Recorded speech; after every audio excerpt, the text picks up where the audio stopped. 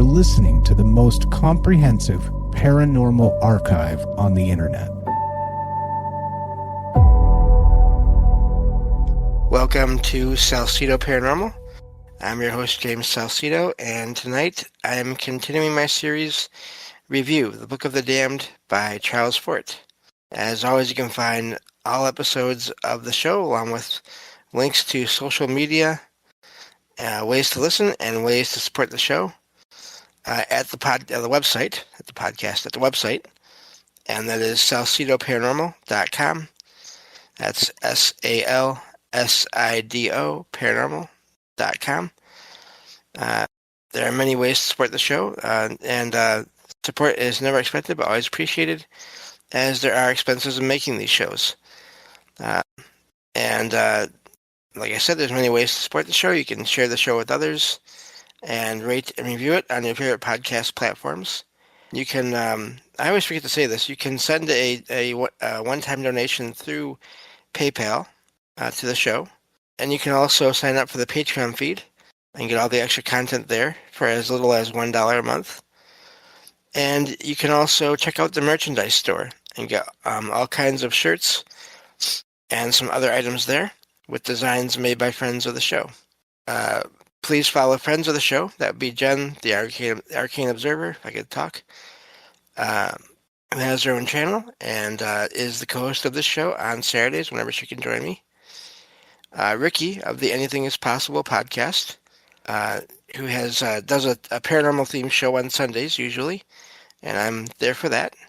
And also Michael Strange, host of Trouble Minds Radio, which I call into frequently, and the Trouble Minds Radio Network, KUAP Digital Broadcasting, where you can hear all kinds of amazing shows, as well as my own, online 24/7 for free. So I think that takes care of all that. Again, I'm continuing my reading and sort of discussion or giving my thoughts on the reading on Fort's The Book of the Damned, and then once we get done with this one, we'll continue on to the next one, whenever that happens. It's not going to be tonight. And a couple things I want to mention here whenever I do these shows. There may be things that Fort says that you and or I do not agree with, and so just be aware that may happen, and so that does happen here and there, and that is Fort's thoughts and words and not my own. Also, there may be things in his books that seemed mysterious to him at the time when he wrote them, which is about 100 years ago now, that are not really all that mysterious anymore. So if anything seems like he's making a big deal of something that seems common now, that may be why. Also, I just looking at the chat here, but that's an interesting point of view there, Mike. So also there, I apologize in advance for any mispronunciations of words and or names.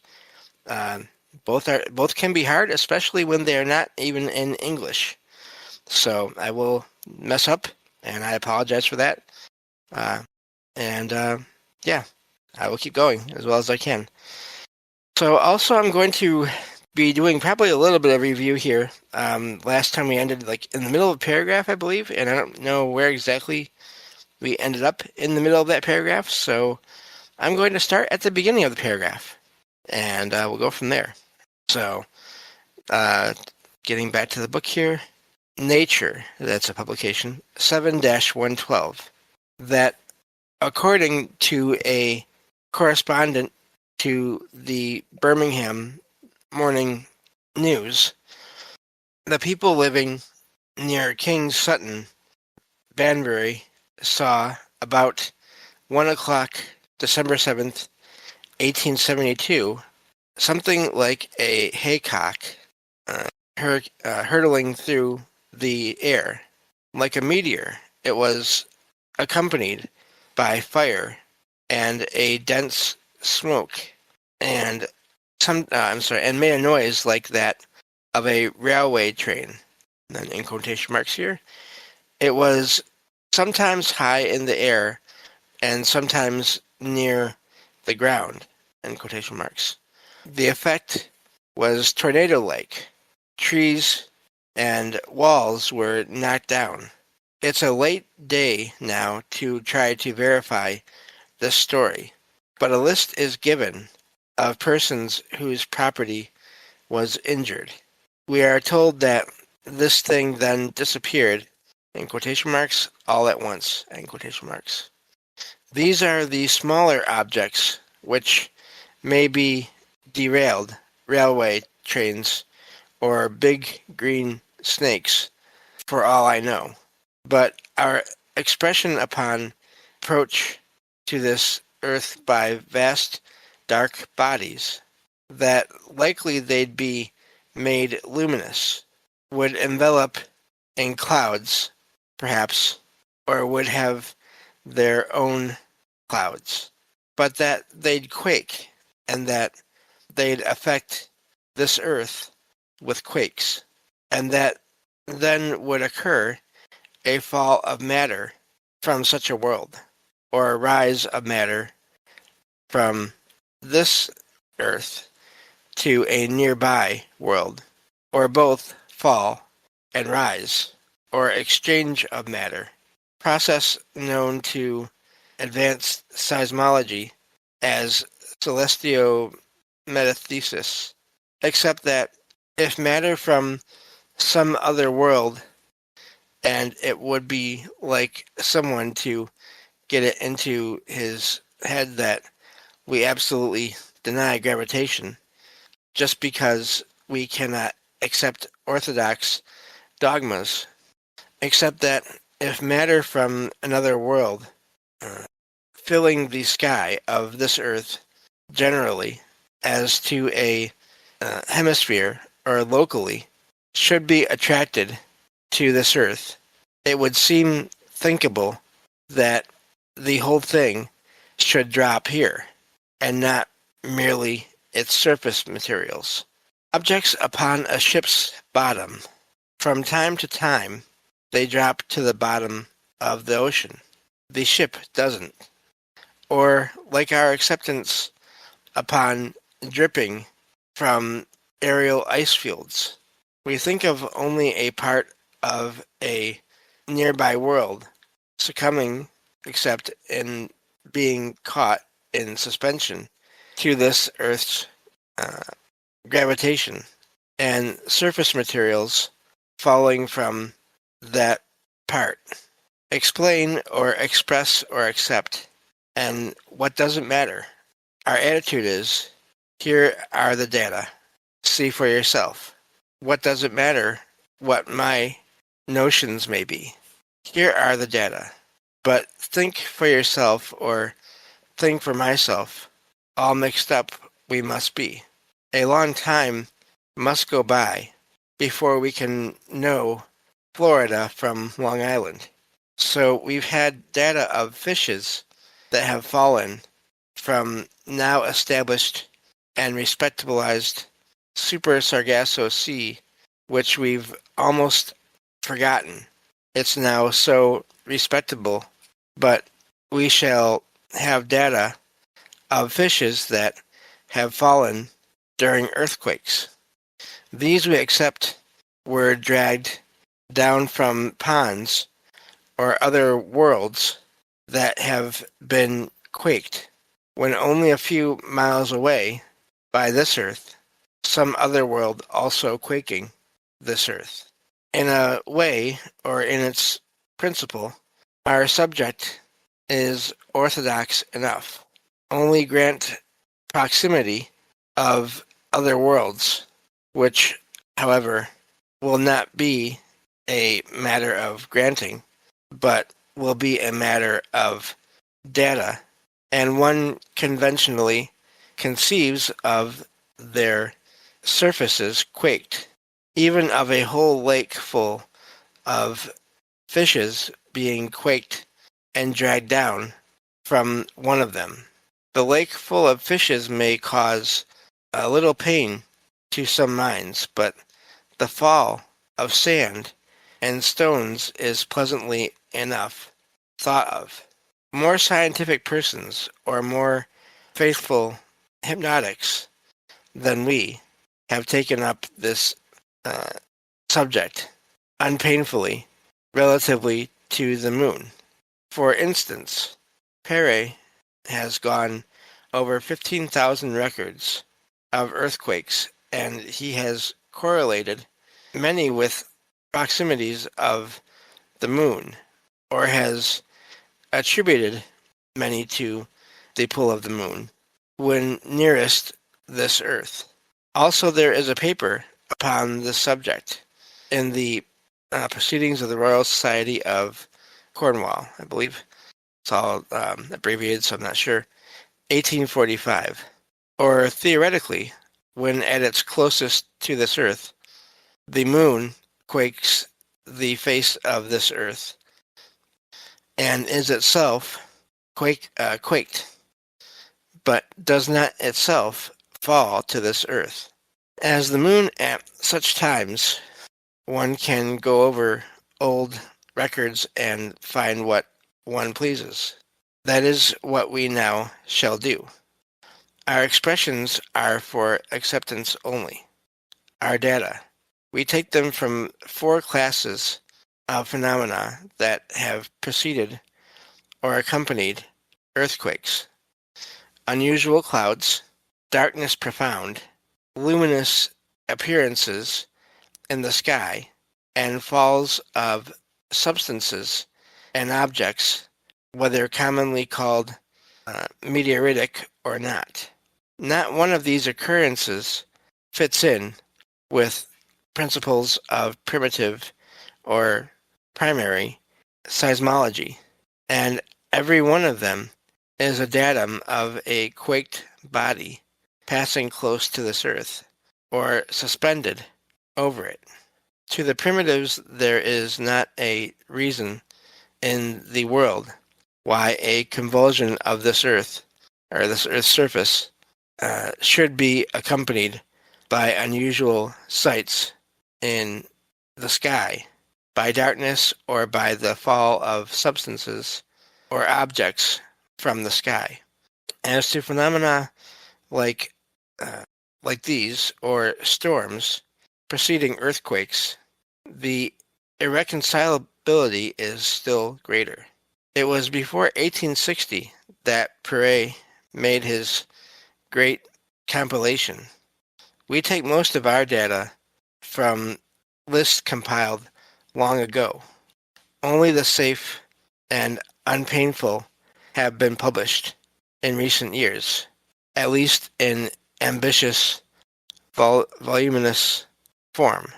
The restraining hand of the system, as we call it, whether it has any real existence or not, is tight upon the sciences of today. The uncanniest aspect of our quasi-existence that I know of is that everything that seems to have one identity has also as high a seeming of everything else. In this oneness of allness, or continuity, the protecting hand strangles, the parental stifles. Love is inseparable from phenomena of hate. There is only continuity, that is, in quasi-existence.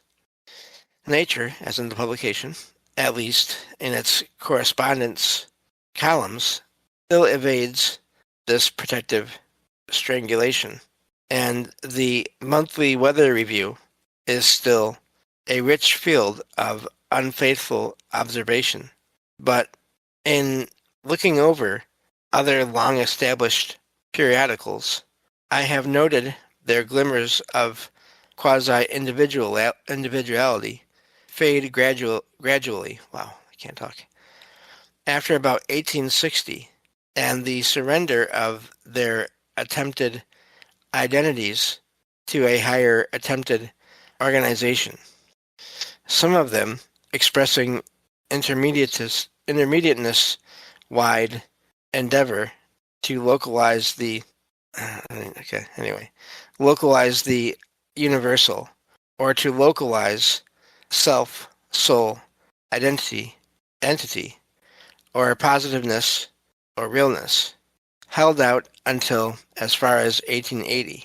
Traces findable up to 1890, and then expressing the universal process, except that here and there in the world's history there may have been successful approximations to positiveness by individuals who only then became individuals and attained to selves or souls of their own, surrendered, omitted, became parts of a higher organization's attempt to individualize or systematize into a complete thing, or to localize the universal or the attributes of the universal. After the death of Richard Proctor, whose occasional illiberalities I'd not like to emphasize too much, all succeeding volumes of knowledge, again publication, have yielded scarcely an unconventionality. There we go. Note the great number of times that the American Journal of Science and the report of the British Association are quoted. Note that after, say, 1885, they're scarcely mentioned in these inspired but illicit pages, as by hypnosis and inertia we keep on saying. About 1880, throttle and disregard. So I want to stop here because I kind of get what he's saying. He's taking a long time to say it, but it seems to me what he's saying is there are just reports of oddities in different publications throughout the 1800s, but then as sort of science advances and views on science advance and things become more organized and ideas become more, common, and I guess you could say in some ways dogmas within science become more common, those anomalous reports become less frequent, less often mentioned, less often published in all these different magazines or periodicals that Fort has been using to do the research for his books. Moving on here for a little bit anyway. We got a few minutes left in this episode. Let's see. Okay, yeah, we can do this. But the coercion could not be positive, and many of the excommunicated continued to creep in, or even to this day, some of the strangled are faintly breathing. Let's see. Okay. Some of our data have been hard to find. We could tell stories of great labor and fruitless quests that would, though perhaps imperceptibly, stir the sympathy of a Mr. Simmons. But in this matter of concurrence of earthquakes with aerial phenomena, which are unassociable with earthquakes if internally caused, as falls of sand on convulsed small boys full of sour apples, the abundance of so-called evidence is so great that we can only sketchily go over the data, beginning with Robert Mallett's catalog, report of British Association 1852, omitting some extraordinary instances because they occurred before the 18th century. So let's see here. The next paragraph is way too long to start now. So we're going to leave that for next episode. So this has been amazing, just finding out about how hard it was at times for Fort to find what he was looking for. and to find the documents for it all. I can't imagine how much time he had to spend looking for things and reading all these things and then organizing them all into a book like this. Uh, it's not just as, I don't know, it's not just as easy as it may be today where you find a bunch of things online and cite your sources there, and then you type up a Word document, an outline, then you type up an actual book. I don't know, maybe I'm overthinking it, but anyway, I do, makes me wonder how much time it took him to do all these things, and not just sort of the time that is recognized, but all the other time thinking about all this, arranging all this material, and putting it into a book format in a way that somewhat makes sense. Just as someone who writes fiction, even just writing a book, a novel, that can be tricky, and that's just with things that are made up. Anyway, thank you all for listening, and I will talk to you all next time on Salsido Paranormal. Take care.